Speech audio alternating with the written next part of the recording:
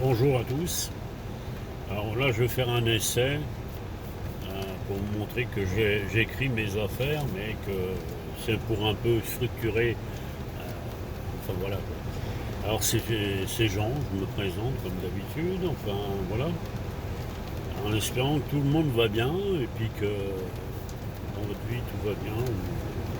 En tout cas, là c'est le titre, c'est Entre le rêve et la réalité. Alors ça se passe en 1950. Un coin perdu dans les montagnes de l'Himalaya, un père et son fils allaient chercher de l'eau au puits,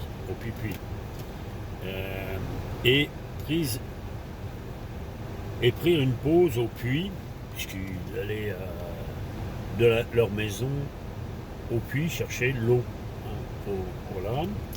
Alors donc ils prennent une pause au puits avant de se charger de bidons d'eau pour aller chez eux et se mirent à discuter sur l'athéisme.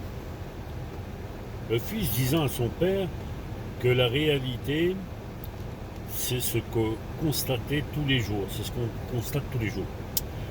Le père, sachant que son fils est athée, lui dit oui, l'expérience vaut mille discours. Malheureusement ou heureusement. Le fils, lui, annonce il abrège, il dit qu'il va aller, il va voyager dans le monde entier et parcourir le monde. Le père, alors là, il part, puis il revient 20 ans après, et le père a 40 ans et le fils a 19 ans. Donc, voilà quoi la situation. Donc le fils part avec son baluchon. 20 ans après, le fils arrive, revient. Le père a eu du mal à le reconnaître, puisque c'est un peu normal, mais en quelques minutes suffirent pour le reconnaître. Après quelques jours, ils se mirent à discuter sur les sujets entre le rêve et la réalité. Le fils lui parla du voyage, lui expliquait ce qu'il a vu, des gens différents, des animaux différents, la nature différente de région en région dans le monde. Et il allait de ville en ville, et ce qui l'a frappé, c'est les maisons. Dans les maisons, il y avait l'eau, des tuyaux, et tournait le robinet, et l'eau jaillissait. Dans les salles de bain, il y avait aussi de l'électricité dans toutes les pièces, dans la maison. Le père le regarda, et ce que je dois te croire, lui dit, est-ce que je dois te croire?